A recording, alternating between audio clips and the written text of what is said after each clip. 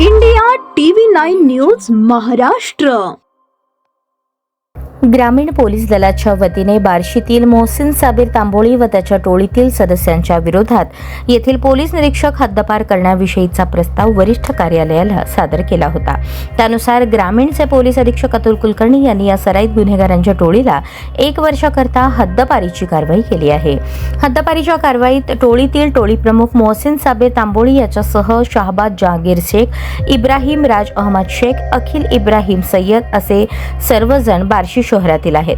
टोळी प्रमुख व टोळीतील सदस्यांना सोलापूर जिल्ह्यासह बार्शी तालुक्यात दहशत माजवून खंडणी मागणे, घातक हत्याराचा वापर करून जबर इच्छापूर्वक दुखापत पोहोचवणे, महिलांची छेडछाड करणे, जातीवाचक शिवीगाळ करणे, दमदाटी करून जीवे ठार मारण्याची धमकी देणे यासह अनेक गंभीर स्वरूपाचे गुन्हे टोळीतील सदस्यांवर टोळीने संघटितरित्या एकत्र येऊन तर कधी टोळीचा सदस्य म्हणून स्वतंत्ररित्या गुन्हे करून सामाजिक स्वास्थ्य बिघडवले आहे।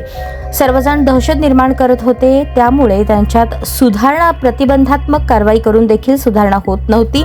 त्यांच्या कृत्यास आळा घालण्यासाठी तथा प्रकरणांची सुनावणी हद्दपार प्राधिकरण तथा पोलीस अधीक्षक सोलापूर ग्रामीण यांच्या समक्ष झाली आणि टोळीला 1 वर्षाकरता हद्दपार करण्यात आले। ही कारवाई ग्रामीण पोलीस अधीक्षक अतुल कुलकर्णी यांनी केली असून अप्पर पोलीस अधीक्षक प्रीतम यावलकर, उपविभागीय पोलीस अधिकारी अशोक सायकर, पोलीस निरीक्षक संजय जगताप, स्थानिक गुन्हे शाखेचे पोलीस निरीक्षक बालाजी कुकडे व अन्य पोलीस अधिकारी, पोलीस अंमलदार यांनी कामकाज केले आहे।